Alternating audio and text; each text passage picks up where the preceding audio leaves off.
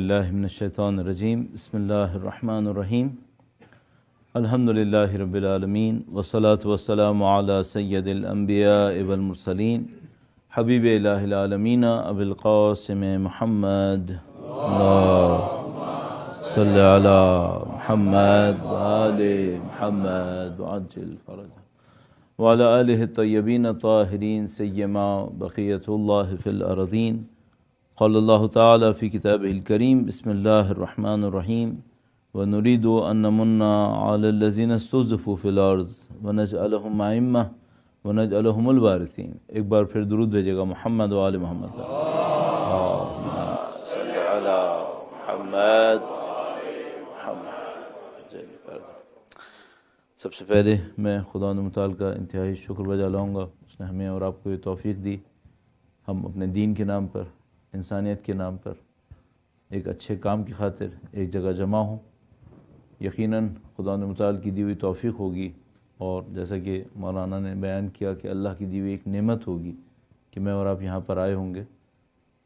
میرا نہیں خیال کہ شیطان کبھی ہمیں یہ توفیق دے گا کہ ہم یہاں پر جمع ہوں، تو یقیناً خدا ہمیں لایا ہوگا، اور یہ اللہ کی طرف سے نعمت ہے۔ اس نعمت کا شکر بجا لانے کے لیے اور اس دعا کے ساتھ کہ انشاءاللہ خدا متعال ہماری اور آپ کی نعمتوں میں اضافہ فرمائے اور ہمیں دین، مذہب، انسانیت کی خدمت کی مزید سعادت نصیب فرمائے انشاءاللہ۔ درود بھیجے گا محمد و آل محمد پر۔ اللہم صلی علی محمد و آل محمد وعجل فرجہم۔ ایک لمبی لسٹ ہے ان لوگوں کی جن کا شکریہ کہنا چاہیے، اور چونکہ ہمارے پاس ٹائم بہت کم ہے تو ہم بجائے یہ کہ اس لسٹ کے اوپر جائیں کہ کس کس کا ہمیں شکریہ کرنا چاہیے۔ ہوپ انسٹیٹیوٹ، جن لوگوں نے کوششیں کیں، ان سب کے اجر اور ثواب کو خدا متعال کی طرف چھوڑتے ہیں کہ خدا متعال انشاءاللہ ان سب کو اجر کثیر جزیل نصیب فرمائے انشاءاللہ تعالی۔ میں اپنے سبجیکٹ پر فوکس کرتا ہوں، اور جو ہمارا سبجیکٹ ہے اور ٹاپک ایکچولی وہ یہ ہے کہ ہم اپنی نسلوں کو تعلیم کے ذریعے سے کیسے تبدیل کر سکتے ہیں۔ اس سلسلے میں بہت اچھا کام یہ ہوا کہ جو مولانا مجتبیٰ نے تفصیل سے تعلیم کے اوپر بیان کیا، کیونکہ ایسا بہت زیادہ ہوتا ہے کہ ہمارے پاس لفظ تو وہی ہوتا ہے لیکن کانٹینٹس اس کے بالکل چینج ہو جاتے ہیں، اور یہ تھرو جنریشنز ہو رہا ہوتا ہے، آہستہ آہستہ ہو رہا ہوتا ہے، تو بہت زیادہ اس کی کسی کو خبر بھی نہیں ہو پاتی۔ اب مثال کے طور پر ہم یہ کہہ سکتے ہیں کہ تعلیم کا لفظ قرآن کریم کا لفظ ہے۔ جب خدا تعالیٰ نے قرآن کریم کے اندر فرمایا کہ اس نے انبیاء کو بھیجا کہ وہ لوگوں کو یعلمہم الکتاب والحکمہ، کتاب اور حکمت کی تعلیم دیں، تو تعلیم تو قرآن لفظ ہے۔ تو یہ تعلیم اگر میں اس کو انگلش میں کہوں ایجوکیشن، اور آپ سے یہ کہوں کہ مثلا آج کی دنیا کی بہترین یونیورسٹیز وہی ایجوکیشن دے رہی ہیں جو قرآن کریم نے کہی ہیں، تو کیا یہ وہی ایجوکیشن ہے جو خدا متعال نے قرآن کریم کے اندر کہی ہے؟ تو ابھی جیسے مولانا صاحب نے فرمایا کہ ان دونوں میں بہت فرق ہو گیا ہے۔ وہ جو خدا متعال نے کہا تھا کہ نبی آتے ہیں، لوگوں کو تعلیم دیتے ہیں، ایک سینس اور ہے، اور وہ جو ہماری یونیورسٹیز لوگوں کو ایجوکیٹ کرنے کی کوشش کر رہی ہیں اس کی سینس کچھ اور ہے۔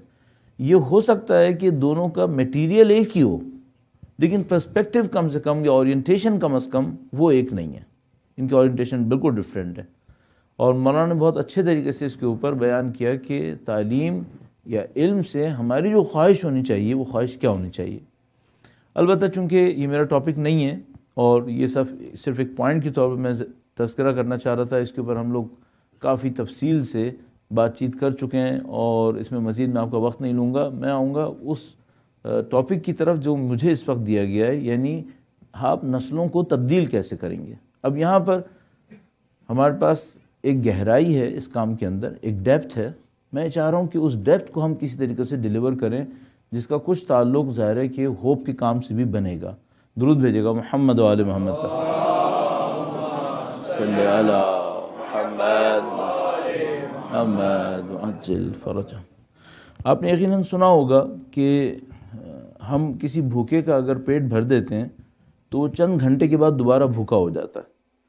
تو اب بہت مشہور محاورہ ہے کہ آپ بھوکے کا پیٹ مت بھریے، بلکہ اس کو مچھلی مت دیں، مچھلی پکڑنے کا کانٹا دے دیجئے تاکہ وہ جائے، طریقہ بتا دیجئے تاکہ وہ مچھلیاں پکڑتا رہے، اور مچھلیاں پکڑنے کے بعد وہ اپنا پیٹ خود ہی بھرتا رہے۔ تو اس کے اوپر کسی اور نے ایڈیشن بھی کیا، اس نے کہا کہ نہیں، آپ مچھلی پکڑنے کا کانٹا بھی مت دیں، بلکہ کانٹا بنانا سکھا دیں، چونکہ یہ جو کانٹا آپ اس کو دیں گے یہ بھی کبھی ٹوٹ جائے گا، یہ پھر دوبارہ آپ کے پاس آئے گا کہ آپ کانٹا بنا کے دیں مجھے۔ تو آپ اس کو کانٹا بنانا سکھا دیں اور مچھلی پکڑنا بھی سکھا دیں، تو اب جب تک دنیا میں درخت باقی ہیں یہ کانٹا بنا ہی لے گا اور یہ مچھلیاں پکڑتا رہے گا اور دوسروں کو بھی پیٹ بھر لے گا۔ تو ہم اور آپ کو فوراً ایک قانون سمجھ میں آتا ہے، وہ یہ کہ ہمارے پاس وہ لگژری نہیں ہے کہ ہم اپنی ریسورسز کو کم رزلٹ دینے والی چیزوں کی طرف بھیج دیں۔ ہمارے پاس اتنا پیسہ بھی نہیں ہے، ہمارے پاس اتنا وقت بھی نہیں ہے، تو ہمیں ٹائم میں بھی بہت لمیٹڈ ہیں، ریسورسز میں ہم لوگ بہت لمیٹڈ ہیں، تو ہمیں بہت زیادہ پروڈکٹیو کام کی طرف جانا ہوتا ہے۔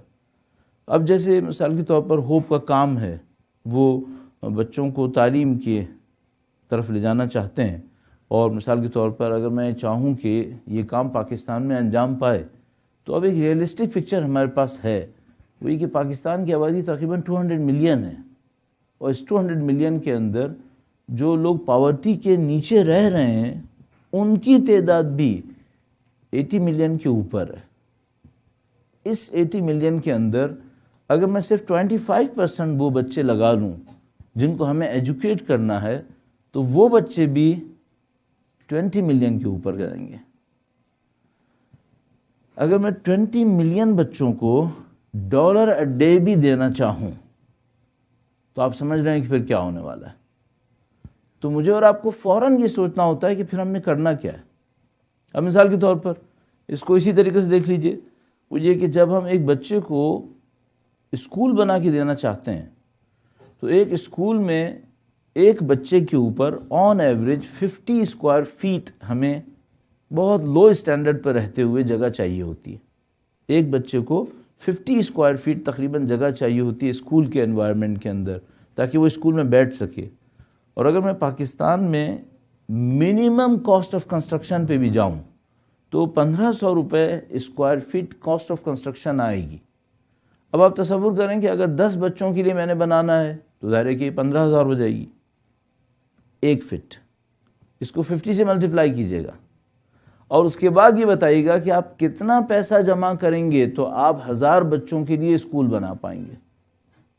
تو آپ اور میں فوراً اس بات کو سمجھ جاتے ہیں کہ اگر مجھے ریئلسٹک رہنا ہے تو اس کا مطلب یہ ہے کہ میں اس گیم میں کبھی بھی کامیاب نہیں ہو پاؤں گا۔ اس کے دو مطلب اور بھی لینے پڑیں گے۔ یہ نہیں ہو سکتا کہ ہم کچھ لانگ ٹرم پلان بنائیں اور کوئی شارٹ ٹرم سولوشن ہمارے پاس نہ ہو، ہم یہ نہیں کر سکتے۔ تو ہمیں دونوں کام کرنے پڑتے ہیں۔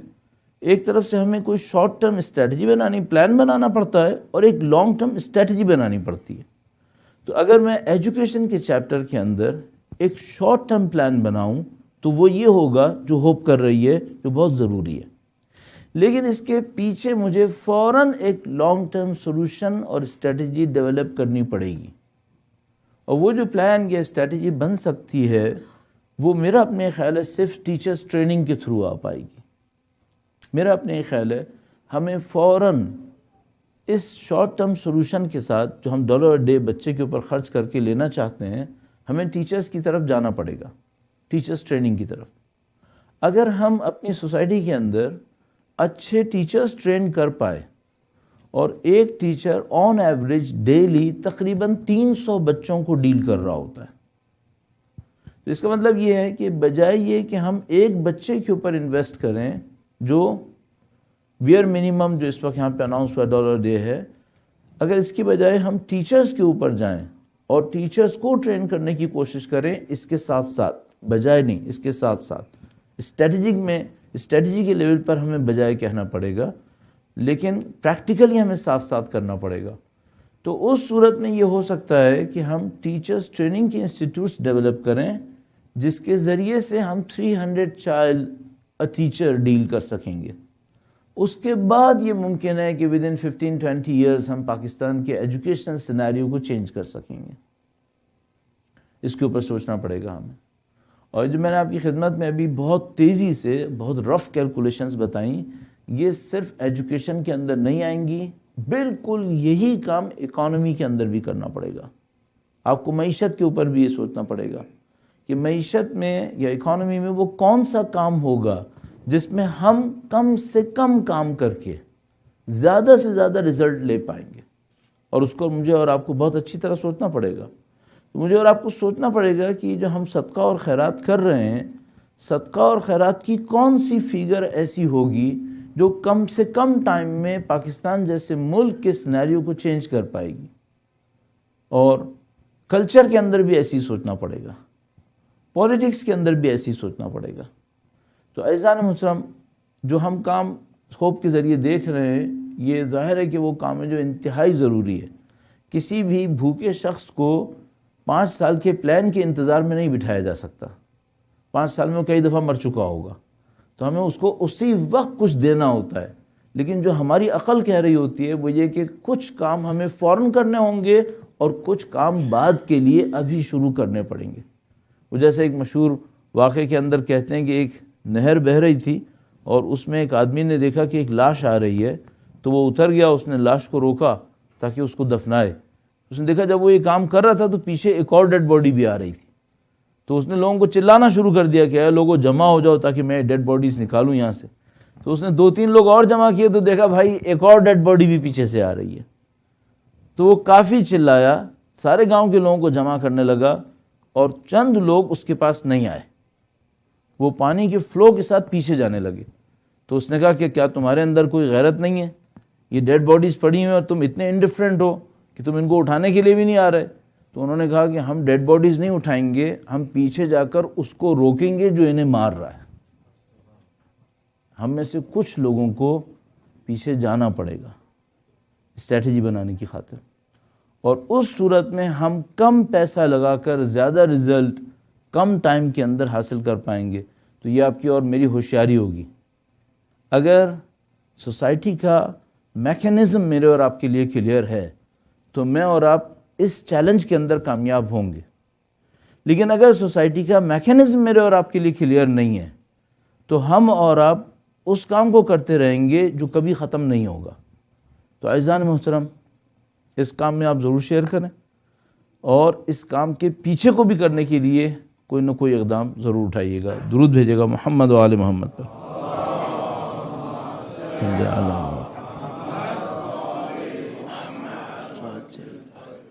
اب دوبارہ میں اسی بات کو فالو کروں گا کہ ایک طرف سے تو ہم بچوں کو جو غریب ہیں تعلیم دیں تاکہ ایجوکیٹ کریں، تاکہ وہ اپنی ایجوکیشن کے ذریعے سے اپنی لائف کو چینج کرنے کی طرف جائیں. لیکن اس کے پیچھے ایک اور سوال بھی ہے، وہ یہ کہ بہت معذرت کے ساتھ میں کہوں گا، اگر ہم کچھ سلیوز کو ایجوکیٹ کرنے میں کامیاب ہو پائے تو کوئی ایسا تو نہیں کہ وہ اچھی سلیوری کرنے کے لیے تیار ہوں گے. یہ خطرہ ہے ہمارے سامنے. تو ہمیں 2 کام کرنے پڑیں گے. ایک تو ہمیں سلیوز کو نعوذ باللہ ایجوکیٹ کرنا ہوگا، اور دوسری بات بہت بڑی ہے جو اس سے بھی زیادہ امپورٹنٹ ہے، اور وہ بات یہ ہے کہ یہ گیم ختم کب ہوگا. سلیوری کا جو سسٹم بنا ہوا ہے، اس سسٹم نے کب ختم ہونا ہے. اچھا، اب مجھے آپ کو ایک اور ڈیپتھ میں لے کے جانا ہے. یہاں پر میں کوشش یہ کر رہا ہوں کہ جو باتیں اب تک کہی گئی ہیں ان کو ریپیٹ نہ کروں. ایسا نہ ہو کہ آپ کا وقت ضائع کرنے کے لیے میں یہاں پہ کھڑا ہو جاؤں.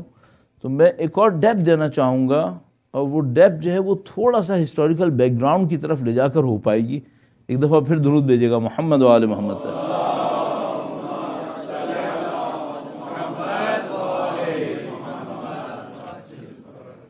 یہ مجھے احساس ہو رہا ہے اور آپ کو بھی احساس ہو رہا ہے کہ یہ جو تھرڈ ورلڈ ہمارے پاس ہے یہ اتفاق سے نہیں بنی ہے. اگر آپ تقریباً 150 سال پہلے چلے جائیں، 150 ایئرز بیک جائیں آپ، تو وہ تمام ایریاز کے جو ایک زمانے میں کالونیز بنے تھے، موسٹلی وہی کنٹریز اس وقت تھرڈ ورلڈ ہیں. اس کا مطلب یہ ہے کہ تقریباً 150-200 سال پہلے ان کے ساتھ کوئی ایسا کارنامہ کیا گیا ہے، ان کے ساتھ کوئی ایسا ڈرامہ ہوا ہے کہ یہ 150-200 سال میں انڈیپینڈنس لینے کے باوجود کبھی بھی اپنے پاؤں پہ کھڑے نہیں ہو پائے. اچھا، اب میرے جیسے آدمی کو یہ دیکھنا پڑتا ہے کہ یہ جو تھرڈ ورلڈ ہے جس میں میرا اپنا ملک بھی شامل ہے، اس کے ساتھ جو کچھ ہوا ہے، جو کچھ اس کے ساتھ کیا گیا ہے، اس میں اس کا جرم کتنا ہے، اور جس نے اس کے ساتھ حرکت کی ہے اس نے حرکت کی کیا ہے۔ تو میں ایک عجیب بات یہ دیکھتا ہوں کہ جس علاقے سے ہمارا تعلق ہے جو کہ سب کانٹیننٹ ہے، یہ سب کانٹیننٹ آج سے 300 سال پہلے دنیا کا امیر ترین علاقہ تھا۔ مارکو پولو جیسا ٹورسٹ وہ یہ رپورٹ کرتا ہے کہ اس خطے میں جتنا گولڈ ہے اتنا پوری دنیا میں کہیں نہیں ہے۔ ہم سب کو معلوم ہے کہ ایسا کیوں ہوا، جنہوں نے ہسٹری کے اوپر تھوڑا بہت کام کیا ہے۔ سب کانٹیننٹ کا انوائرمنٹ ایک بہت عجیب پروڈکشن دے رہا تھا ایگریکلچر کے اندر، جو دنیا میں کہیں اور نہیں بن پا رہی تھی، اور اس پروڈکشن کے اندر کوالٹی یہ تھی کہ اس کا ویٹ بہت کم ہوتا تھا، اور اس زمانے میں ٹرانسپورٹیشن بہت بڑا ایشو تھا۔ اس کے پاس ویٹ بہت کم ہوتا تھا اور اس کی قیمت بہت زیادہ ہوتی تھی، اور وہ بڑی عجیب چیز جو ہم لوگ کئی 100 سال بلکہ ہزاروں سال سے پروڈیوس کر رہے تھے اور اس کے اوپر بے انتہا پیسہ کما رہے تھے، وہ ہیں جس کو آج ہم مذاق میں کھانا پینا اور اس کے مسالے جات کہتے ہیں۔ سب کانٹیننٹ اپنی اسپائسز کے لیے مشہور تھا۔ 1 کلو اس کا کئی کلو رائس کے اوپر بنتا ہے۔ پھر اس کے پاس یہ کوالٹی تھی کہ یہ بہت کم والیوم میں ٹرانسپورٹ کیا جا سکتا تھا اور بہت زیادہ ارننگ دیتا تھا، اور اس کے پاس سلک تھا، اور اس کے پاس مختلف چیزیں تھیں۔ آپ کو پتہ ہے کہ سب کانٹیننٹ کے اندر زمین کتنی فرٹائل ہے، اور اللہ نے اس کو کتنا بڑا نیچرل واٹر ریسورس دیا ہے جو دنیا میں اور کہیں موجود نہیں ہے، جو ہمالیہ ہے ایکچولی۔ میرے خیال میں ہم میں سے بہت کم لوگوں نے ہمالیہ کو واٹر ریسورس کے طور پہ دیکھا ہوگا۔ یہ ایک دوست نے مجھے بتایا کہ مولانا یہ جو پیکس ہمارے پاس سب کانٹیننٹ کے اندر ہیں، K2 ہے، ہمالیہ ہے، راکا پوشی ہے، یہ پیکس نہ صرف یہ کہ اللہ کا واٹر فلٹریشن پلانٹ ہے، بلکہ اللہ کا واٹر ریزروائر ہے، اور یہ ریزروائر سرٹن نیڈ کے ٹائم پر ایک ایک قطرہ دیتا ہے تاکہ فلڈ نہ ہو جائے۔ یہ خدا کا بہت عجیب نظام تھا، اور شاید اس کی وجہ سے یا نہیں معلوم کس وجہ سے دنیا کی آدھے سے زیادہ آبادی یہیں پر رکی ہوئی ہے۔ یہ خدا نے عجیب کام کیا۔ تو اس نے ہمیں بہت رچ کیا، اس سے ہم نے بہت کمایا، اور وہ کمانے کے بعد یہ ہم نہیں کر پائے کہ اس کو بچائیں کیسے۔ تو جب دنیا کے تباہی پھیلانے والے ملک اس طرف آئے تو ہم کنٹرول نہیں کر پائے۔ یہ بہت بڑا ڈسکشن یہاں پر ہے، ہسٹوریکل ایونٹس کے ساتھ اس کو ہونا چاہیے کہ وہ کنٹریز کے جو پیرس کے 300 کلومیٹر کے ریڈیس میں رہ رہے تھے، ساری دنیا پہ رول کیوں کر سکے؟ ان کے پاس کیا چیز تھی؟ جبکہ ٹیکنالوجی کے اعتبار سے ان کے پاس کوئی ایسی چیز نہیں تھی، میں بھی دعوے کے طور پہ کہہ رہا ہوں، جو رول ہونے والے ملکوں کے پاس نہ ہو۔ ان کے پاس بھی تھا، پھر بھی کوئی چیز ادھر تھی جو یہ لوگ وہاں آ کے رول کر سکے تھے۔ بہر اس میں نہیں جائیں گے۔ جب انہوں نے رول کیا تو ان کے پاس ایک بات بہت کنفرم تھی، وہ یہ کہ سب کانٹیننٹ کے لوگ کبھی نہ کبھی مقابلہ کریں گے۔ ایک عجیب فیکٹ ہے، میں نے ایک زمانے میں اس کے اوپر تھوڑا بہت کیلکولیشن کی تھی، اور وہ یہ ہے کہ جتنے لوگ سب کانٹیننٹ میں رہ رہے تھے، ان پر رول کرنے کے لیے جتنے لوگ یورپ سے آئے تھے، اس کا پروپورشن ایسا تھا کہ اگر سب کانٹیننٹ کا ہر آدمی اپنے ہاتھ میں ریت بھرتا، مٹی، اور ان کے اوپر پھینک دیتا، تو جتنے ہمارے رولر تھے ان کے 3 ٹائمز آرمی کو ہم زمین میں دفن کر سکتے تھے۔ اگر سب کانٹیننٹ کے لوگ صرف ایک کام کرتے کہ مٹی ہاتھ میں لے کر ان کے اوپر پھینک دیتے، تو میں نے کیلکولیٹ کیا کہ ایک مٹھی میں کتنی مٹی آتی ہے، اور اگر 250 ملین جو ایسٹیمیٹڈ اس وقت آبادی ہے سب کانٹیننٹ کی، وہ یہ کام کر دیتے، تو وہ 27,000 انگریز کے جو اس وقت سب کانٹیننٹ پہ رہ رہے تھے، تو مٹی میں دفن ہوتے یا نہیں ہوتے؟ تو میری کیلکولیشن کے مطابق آپ 75,000 سے زیادہ لوگوں کو مٹی میں دفن کر سکتے تھے۔ یہ بات ان کو بھی پتا تھی کہ سب کانٹیننٹ کے لوگ کبھی نہ کبھی کھڑے ہوں گے. ان کو یہ بھی پتا تھی کہ جس قوم کے اوپر ہم نے قبضہ کیا ہے یہ بہت امیر قوم ہے. آپ یہ مت سوچیے گا کہ یہ لوگ امیر تھے لیکن دیوانے تھے, جاہل تھے. اگر یہ جاہل ہوتے تو کیا تاج محل بنا سکتے تھے؟ جو آج تک کی دنیا میں آرکیٹیکچرز کی ورلڈ میں ماسٹر پیس ہے, یہ کیسے بنا سکتے تھے؟ اگر یہ جاہل ہوتے تو 500 سال پہلے جی ٹی روڈ بنا سکتے تھے. دہلی سے لاہور تک کی ٹریولنگ ہو رہی تھی اس وقت بھی. یہ جاہل کیسے ہو سکتے ہیں؟ جو قوم تاج محل بنا رہی تھی, بادشاہی مسجد بنا رہی تھی, مختلف قسم کے فورٹس بنا رہی تھی, کیا یہ قوم جاہل ہو سکتی تھی؟ میرے جیسا آدمی کبھی بھی فینومینا کو دیکھ کر رکتا نہیں ہے. وہ یہ سوچتا ہے کہ یہ فینومینا نہیں سوچتا کس نے بنایا. میرے جیسا آدمی یہ سوچتا ہے جس نے بنایا اس کو ایجوکیشن کہاں سے ملی تھی. تو میرے جیسا آدمی ہمیشہ تاج محل کو دیکھ کر یہ سوچتا ہے تاج محل کو جس آرکیٹیکٹ نے بنایا اور جن ورکرز نے وہاں پہ کام کیا ان کو ایجوکیشن کہاں ملی تھی. اب میرے پاس دو راستے ہیں. یا تو میں سوچوں کہ ان کو کسی نے مارس سے آ کر سکھا دیا تھا, یا میں یہ سوچوں کہ ان کا ایک ایجوکیشنل سسٹم تھا جو ہمیں نظر نہیں آ رہا ہے. پھر ایک اور بات بھی ہے, اگر 500 سال پہلے ان کے پاس اتنا اچھا ایجوکیشنل سسٹم تھا جو تاج محل اور یہ بلڈنگز بنا رہا تھا, اب کہاں ہے پھر؟ اس کا مطلب ایک اور بات بھی ہوئی ہے, نہ صرف یہ کہ وہ ایجوکیشنل سسٹم غائب ہو گیا ہے بلکہ وہ ہمارے ذہنوں سے بھلایا بھی گیا ہے. اب ہم لوگ نہیں جانتے. اور انہوں نے یہ کام کیوں کیا؟ ان کو ایک بات پتا تھی کہ جب قبضہ کر رہے ہیں اس قوم کے اوپر تو یہ قوم مالدار قوم ہے, یہ قوم پڑھی لکھی قوم ہے, اس کے اندر ٹیلنٹ ہے, یہ لوگ کبھی نہ کبھی دوبارہ اٹھیں گے. اس کام سے بچنے کے لیے کہ یہ دوبارہ نہ اٹھیں, انہوں نے صرف ایجوکیشن سے محروم نہیں کیا, ہمیں زیرو سے شروع کروایا جس میں ہم یہ سمجھنے لگے کہ ہم جاہل ہیں اور یہ پڑھے لکھے ہیں. بہت بڑی کہانی ہے جو کچھ ہوا, میں بہت تھوڑا کروں چونکہ میرا ٹائم کم ہے ابھی. انہوں نے صرف ہمیں ایجوکیشن سے محروم نہیں کیا جو ہمارے پاس پہلے سے تھی, نیا ایجوکیشنل سسٹم دیا جو وہ نہیں تھا جو ان کے پاس تھا. اس میں بھی انہوں نے ہمارے ساتھ فراڈ کیا. پھر ایک اور کام کیا جو سب سے امپورٹنٹ خرابی تھی, اور وہ کیا تھا؟ انہوں نے ہمارے کانفیڈنس کو ہم سے چھین لیا. جس قوم کو اعتماد نہیں ہوتا وہ قوم مقابلہ نہیں کرتی. جس قوم میں کانفیڈنس ہوتا ہے, اپنے اوپر اعتماد, یہ قوم مقابلہ کرتی ہے. ان کو پتا تھا کہ سب کانٹیننٹ کبھی نہ کبھی باؤنس بیک کرے گا, اور اس کو باؤنس بیک سے روکنے کے لیے ایجوکیشن بیریئر نہیں بنے گا. یہ کہیں سے بھی جا کر ایجوکیشن لے آئیں گے. پیسہ بیریئر نہیں ہوگا, یہ پیسہ لے آئیں گے. ویپنز بیریئر نہیں ہوگا, یہ ویپنز بھی لے آئیں گے. تو ان کو ایک بات پتا تھی, اگر ان سے کانفیڈنس لے لو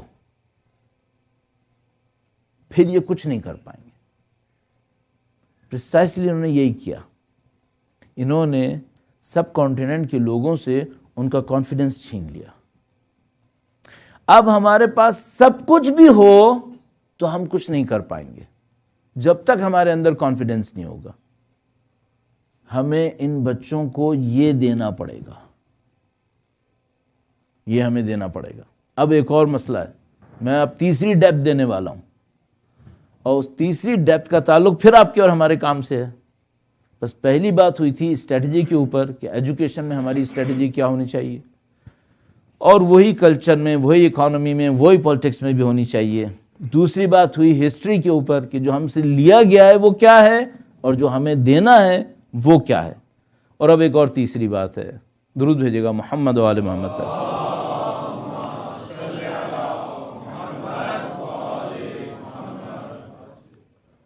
بعض اوقات ایسا ہوتا ہے کہ میکینزم نہ جاننے کی وجہ سے ہم کوئی پروڈکٹیوٹی ڈالنا چاہتے ہیں اور کاؤنٹر پروڈکٹیو ہو جاتے ہیں, الٹا کام کر دیتے ہیں.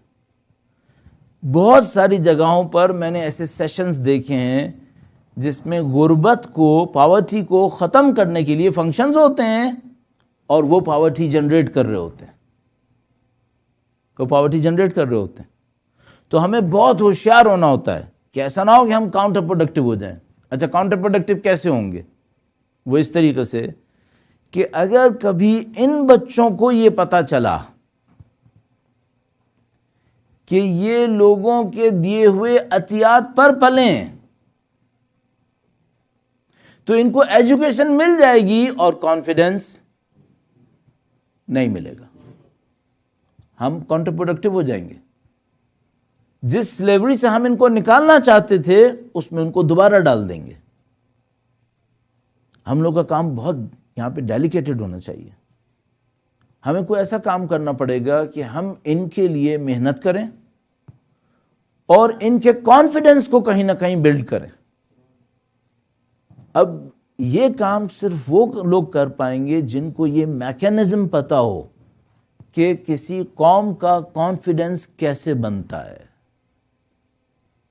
آپ کو اور ہمیں بہت اچھی طرح پتا ہے کہ کسی بچے میں اگر کانفیڈنس ڈالنا ہو تو ہمیں کیا کرنا ہوتا ہے، لیکن ہم میں سے بہت کم لوگوں کو یہ بات پتا ہے کہ اگر کسی قوم کے اندر کانفیڈنس ڈالنا ہو تو یہ کام کیسے ہوتا ہے۔ اب معاملہ انڈیویجول کا نہیں ہے، اب معاملہ ہے پوری قوم کا۔ آپ پوری نیشن کو، اس پورے ملک کو کانفیڈنس کیسے دیں گے؟ مجھے جو ایک بات سمجھ میں آ رہی ہے، جو 150 سال پہلے، 200 سال پہلے کے پلانرز تھے، ان پلانرز کی لیگیسی میں ابھی بھی پلانرز انہی لائنز پہ کام کر رہے ہیں اور وہ اسی کام کو چلاتے ہوئے آج تک ہماری قوم کی کانفیڈنس کو چھینے جا رہے ہیں۔ اچھا، انہوں نے کانفیڈنس کو کیسے چھینا ہے آج کے زمانے میں؟ اب میں پیچھے پہ نہیں جا رہا، آج کے وقت میں بہت سادہ کام ہے۔ آپ کسی بھی قوم کے ہیروز کو انسلٹ کرتے رہیں، اس قوم کا کانفیڈنس ختم ہو جائے گا۔ آپ کچھ ایسا کام کریں کہ قوم خود اپنی برائی کرے تو وہ قوم کبھی کانفیڈنس نہیں لے پائے گی۔ بدقسمتی سے ہم یہ دونوں کام بہت تیزی سے کر رہے ہیں۔ تو میرے جیسا آدمی جب پاکستان سے باہر جاتا ہے تو بہت کم لوگ پاکستان کی کوئی اچھائی بیان کرتے ہیں، اور اس سے میں سمجھ جاتا ہوں کہ یہ اسی اسٹریٹجی کا پیس بن گیا ہے جس اسٹریٹجی نے 150 سال پہلے ہماری قوم کو مصیبت میں ڈالا تھا۔ اچھا، کیا میں ایسے خواب میں رہوں کہ مجھے پاکستان کی برائی نظر نہ آئے؟ نہیں، میں یہ بھی نہیں چاہتا کہ میں ایسے ڈے ڈریمنگ کرتا رہوں کہ پاکستان میں کوئی خرابی نہیں ہے۔ خرابی تو ہے، لیکن مجھے اپنی اولاد سمجھ کر اس کی خرابی کو دیکھنا پڑے گا۔ آپ میرے سامنے آئیں، میرے بچے میں جو خرابی ہے وہ مجھے بتائیں، مجھے اچھا نہیں لگے گا۔ آپ مجھے یہ بتائیں میرے بچے میں جو خرابی ہے یہ دور کیسے ہوگی، یہ مجھے اچھا لگے گا۔ آپ قوم کی خرابیاں مت گنوائیں، خرابیوں کو دور کرنے کا طریقہ بتائیں، اس کو اپنی اولاد سمجھ کے کریں۔ جب تک آپ نے اپنی قوم کے بچوں کے ساتھ، اس قوم کے ساتھ یہ رشتہ نہیں بنایا، آپ اس کے لیے اچھا کام نہیں کر پائیں گے۔ تو عزیزان محترم، آپ کے پاس بہت بڑا ٹاسک ہے۔ ایک آخری بات کہوں گا، چھوٹے کام پر اپنے آپ کو خوش مت کیجیے گا، چھوٹے کام پہ خوش مت کیجیے گا۔ اچھا، یہ ہم لوگوں کے ساتھ بہت زیادہ ہوتا ہے کہ مثلا میں نے ایک زمانے میں ایک اسکول اسٹیبلش کیا، وہ اسکول بہت تیزی سے چلنا شروع ہوا، البتہ میں نے اکیلے نے تھوڑی کیا، دوست احباب سب مل کر ایک اسکول کو اسٹیبلش کر رہے تھے۔ تو ہم لوگوں نے اسکول اسٹیبلش کیا اور اس کے اندر بہت زیادہ تیزی سے ڈیولپمنٹ ہوئی، ہماری ایکسپیکٹیشن سے بہت زیادہ، اور وہ اسکول مثال کے طور پر 2 سال میں، 2.5 سال میں 400 اسٹوڈنٹس تک پہنچ گیا۔ تو میرے ذہن میں سوال آیا، اس زمانے میں اس کو چیئر کر رہا تھا، اس کی کمیٹی کو، مینیجنگ کمیٹی کو، تو میرے ذہن میں سوال آیا کہ دیکھو ہم نے کتنا اچھا کام کیا، 400 بچوں کو ایک اسکول میں لانے میں کامیاب ہو گئے اور ان کو ہم نے اچھی کوالٹی ایجوکیشن دی۔ تو اچانک میرے ذہن میں آیا کہ میں اس معاملے میں قطعاً اسٹوپڈ ہوں، اس کی وجہ یہ ہے کہ شاید خدا میرے ذریعے سے 4000 بچوں کو یونیورسٹی میں پڑھوانا چاہتا تھا، اور میں 400 بچوں کو اسکول میں لا کے خوش ہو رہا ہوں۔ مجھے اپنے کام کو آگے طرف لے جانا چاہیے۔ آخری بات کہوں گا، میرے نزدیک انسٹیٹیوٹ 3 قسم کے ہیں، آپ اس کو 5 بھی کر سکتے ہیں، 2 بھی کر سکتے ہیں، میں آسانی کی خاطر 3 بولتا ہوں۔ ایک وہ انسٹیٹیوٹ ہے جو مر چکا ہے، بوڑھا نہیں ہے، مر چکا ہے۔ ایک وہ انسٹیٹیوٹ ہے جو اپنے بچپنے میں ہے۔ ایک وہ انسٹیٹیوٹ ہے جو جوان ہے اور طاقتور ہے۔ جو مر چکا ہے وہ کون سا ہوتا ہے؟ وہ ہوتا ہے جو یاد دلاتا ہے میں نے کیا کیا، پہلے کیا کیا۔ ایسے بوڑھے آدمی کی طرح جو لوگوں کو ہمیشہ اپنی جوانی یاد کراتا رہتا ہے۔ تو کچھ انسٹیٹیوٹ ہمیشہ یہ بتاتے رہتے ہیں میں نے کیا کیا۔ پرانے والے کو، اگر پرانے والے کو یاد دلاتا رہے اور آگے کی کوئی نہ سنائے تو یا یہ بوڑھا ہے یا یہ مر چکا ہے۔ بچپنا اس کا ہے کہ جو اتنے لمبے لمبے خواب دکھاتا ہے جس کا کوئی راستہ نہیں بتاتا۔ اس بچے کی طرح جو کہتا ہے میں جہاز میں بیٹھوں گا، میں یہ کروں گا، میں وہ کروں گا، اور اس کو کچھ پتہ نہیں ہوتا کہ یہ کام کیسے ہوگا۔ جوان انسٹیٹیوٹ وہ ہوتا ہے جو پیچھے کم دیکھتا ہے، آگے زیادہ دیکھتا ہے، اپنی انرجی کو ثابت کرتا ہے کہ میں یہ کر سکتا ہوں۔ آپ طے کیجئے گا کہ آپ نے کہاں بیٹھنا ہے اور اس کے لیے کام شروع کرنا ہے۔